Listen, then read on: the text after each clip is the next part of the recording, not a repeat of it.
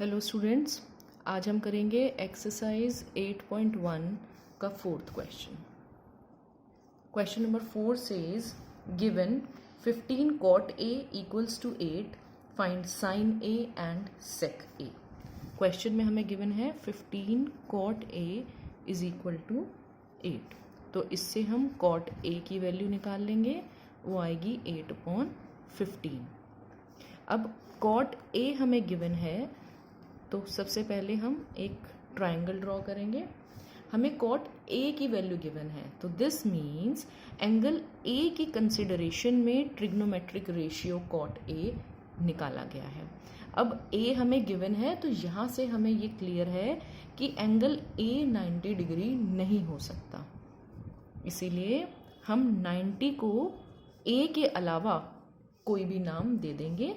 A, B, C में से हमने B को 90 डिग्री मान लिया, A हमने इस एंगल को कंसिडर कर लिया। तो अब cot A हमें 8/15 गिवन है, और cot का फॉर्मूला हमें मालूम है बेस अपॉन परपेंडिकुलर है, तो B/P इज इक्वल टू 8/15 बन गया। अब हम क्या करेंगे, लेट बेस यानी कि B जो है हमारा is equal to 8x। B को हमने 8x मान लिया, और परपेंडिकुलर यानी कि P हम मान लेंगे 15x। अब अगर हम फिगर को देखें तो एंगल A हमारा ये है, 90 डिग्री ये है, तो 90 डिग्री के सामने वाली साइड हो गई हाइपोटेन्यूज। एंगल अंडर कंसिडरेशन है A, उसके सामने वाली साइड बनी परपेंडिकुलर, और जो रिमेनिंग थर्ड साइड है वो हमारी बन गई बेस। तो अगर हम देखें यहाँ पर हमारा जो हाइपोटेन्यूज है वो हुआ AC, परपेंडिकुलर हुआ BC, और बेस हुआ हमारा AB। इसमें से हमें बेस की वैल्यू मालूम है, तो जो AB है वो हो गया हमारा 8x। परपेंडिकुलर की वैल्यू मालूम है, परपेंडिकुलर है BC, उसकी वैल्यू हो गई 15x। h की वैल्यू हमारे पास नहीं है, तो हम सबसे पहले उसको कैलकुलेट करेंगे। उसको कैलकुलेट करने के लिए हम सिंपली पाइथागोरस थ्योरम को अप्लाई करेंगे। अब हाइपोटेन्यूज है हमारा AC, इसलिए पाइथागोरस थ्योरम हमारी बनेगी AC square is equal to AB square plus BC square. AC की वैल्यू हमें मालूम नहीं है, AB की वैल्यू हमारे पास 8x, तो 8x का whole square plus this was side BC की वैल्यू हमारे पास है 15x, तो this becomes 15x whole square. अब हम इसको सॉल्व कर लेते हैं, तो ये हमारा आया 64x square plus 225x square which becomes 289x square. So AC square की हमारे पास वैल्यू आ गई 289x स्क्वायर। तो AC की वैल्यू कितनी आ जाएगी, √289x square. 289 is the square of 17, so √289 becomes 17। x भी हमारा स्क्वायर में है, तो इसका रूट निकालेंगे तो 17x बन जाएगा। तो AC की वैल्यू हमारे पास निकल कर आ गई 17x, हम यहाँ पर लिख लेंगे। अब हमें फाइंड क्या करना है, हमें क्वेश्चन में कहा गया कि हमें फाइंड करना है sin A। साइन A का जो फॉर्मूला है हमें मालूम है P/H है हमारे पास, और P हमें कितना मिला है, P is BC which was 15x, तो हम यहाँ 15x लिख देंगे।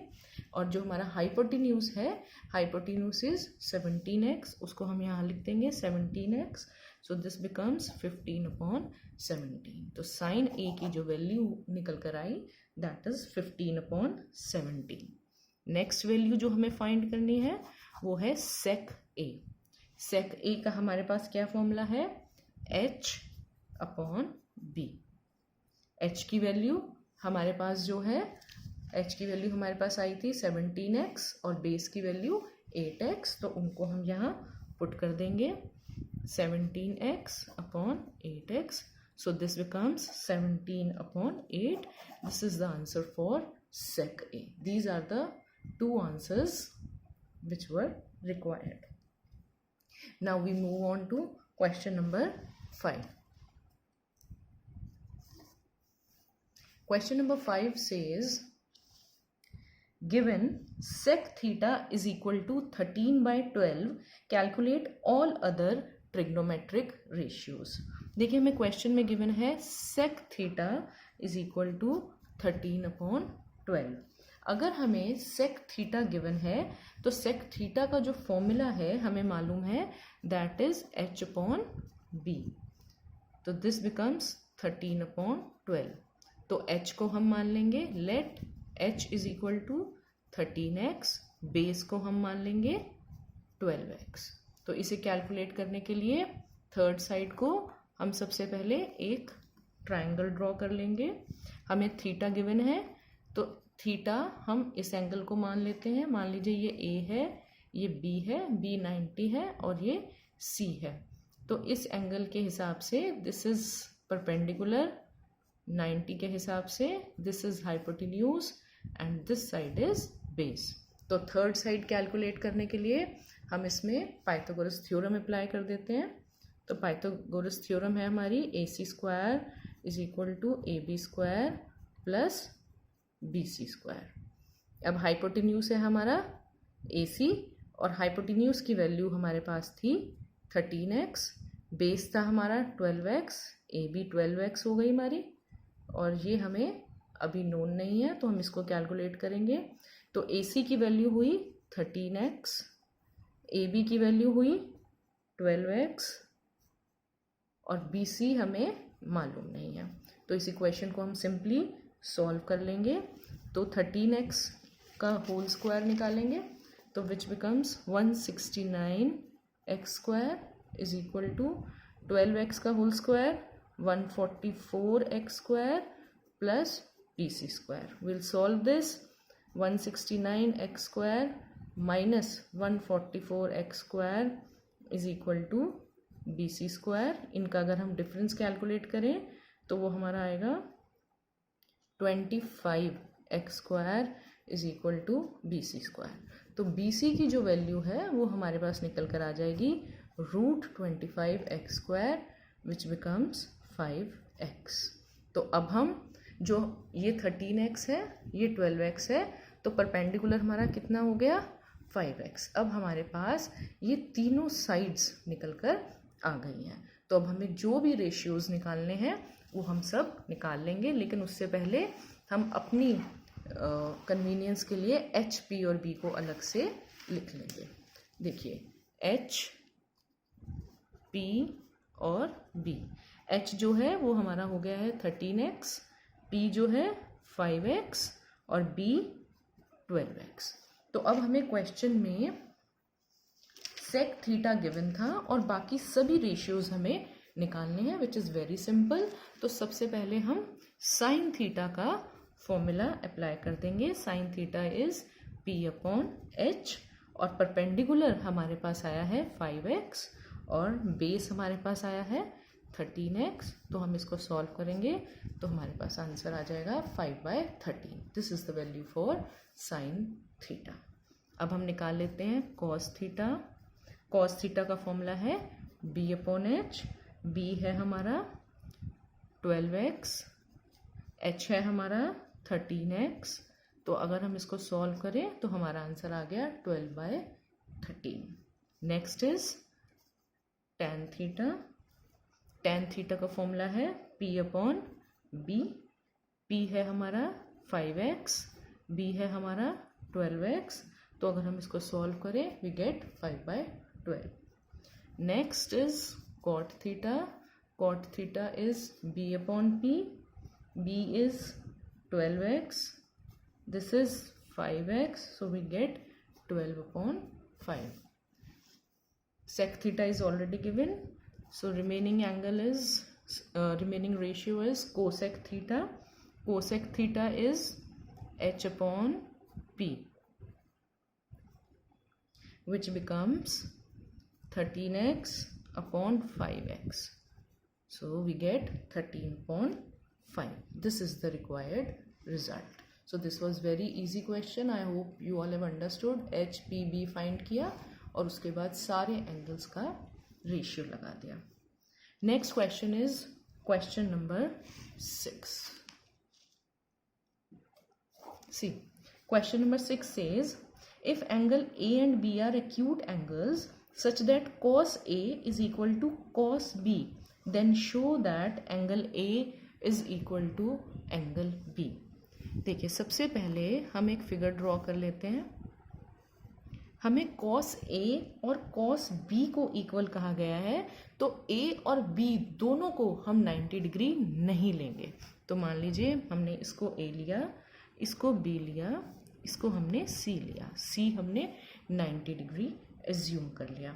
अब वो हमसे कह रहे हैं cos A is equal to cos B, तो मायने एंगल A भी अंडर कंसिडरेशन है और एंगल B भी।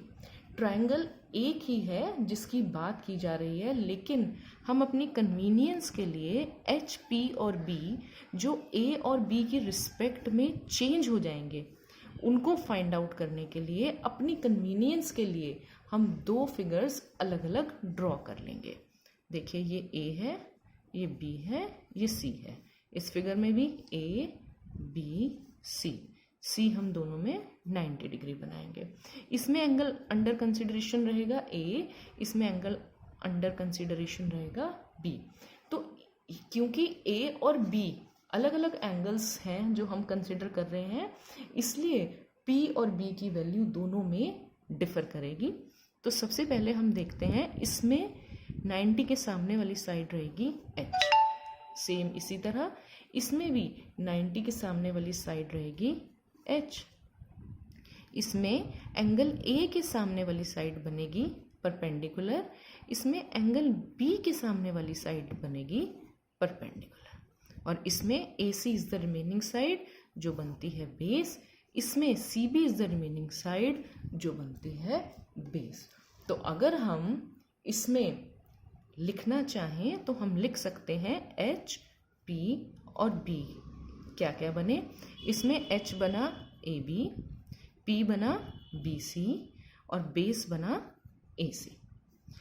सेम हम इस वाली फिगर के लिए भी लिख लेंगे H, P और B। हाइपोटेन्यूज AB, देखिए हाइपोटेन्यूज नेवर चेंजेस, और जो P है वो इस फिगर में बना AC, और B जो है इस फिगर में हमारे पास क्या बना BC। देखिए P और B ये दोनों वैल्यूज चेंज हो गई। अब क्वेश्चन में हमें जो गिवन था वो था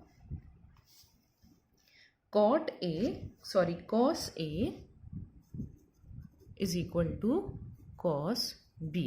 तो cos A जो है वो हम इस फिगर के हिसाब से कैलकुलेट करेंगे और cos B हम इस फिगर के हिसाब से कैलकुलेट करेंगे। तो cos A according to this figure is, cos का फॉर्मूला हमारे पास जो रहता है that is base upon hypotenuse. cos का फॉर्मूला हमें मालूम है कि बेस अपॉन हाइपोटेन्यूज है, यही फॉर्मूला हम दोनों में अप्लाई करेंगे, लेकिन B दोनों का अलग है। तो इसलिए cos A इस फिगर के हिसाब से अगर मैं कैलकुलेट करूं तो जो बेस है वो है AC और हाइपोटेन्यूज है AB, और इस फिगर के हिसाब से अगर हम cos को कैलकुलेट करें तो जो हमारा बेस है वो है BC और हाइपोटेन्यूज जो है वो है हमारा AB। तो हमारे पास क्या वैल्यूज आ गई, AC upon AB is equal to BC upon AB। तो अब देखिए, अगर हम इसको गौर करें तो इन दोनों में हमारा डिनोमिनेटर सेम है AB। तो अगर डिनोमिनेटर सेम है तो बट ऑब्वियस है कि हमारा न्यूमरेटर भी सेम होगा। So this implies to AC is equal to BC, कि AC और BC जो है इक्वल है। तो अगर अब हम फिगर देखें, इस मेन फिगर में AC जो है हमारा किसके इक्वल आया, BC के इक्वल। अगर AC BC के इक्वल आ रहा है तो हमें ये चीज़ मालूम है कि ट्रायंगल की प्रॉपर्टी है angles opposite to equal sides are equal. मायने अगर ट्रायंगल में कोई दो साइड्स इक्वल है तो उनके अपोजिट जो एंगल्स हैं, इसके अपोजिट एंगल है B और इस साइड के अपोजिट एंगल है A। तो अगर ये दो साइड्स इक्वल हैं तो इनके अपोजिट एंगल्स यानी कि एंगल A और एंगल B भी इक्वल ही होंगे.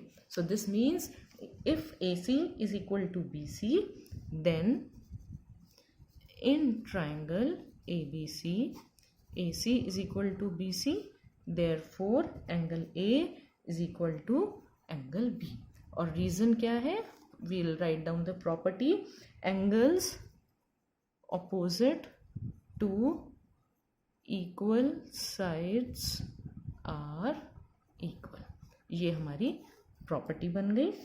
और हमने जो क्वेश्चन में उन्होंने कहा था कि एंगल A और एंगल B को इक्वल प्रूव करें, वो हमने प्रूव कर दिया है. So these were the solutions for question number 4, 5 and 6. Hope you all have understood it. If you like my content, please do like, subscribe and share my channel. Thank you so much.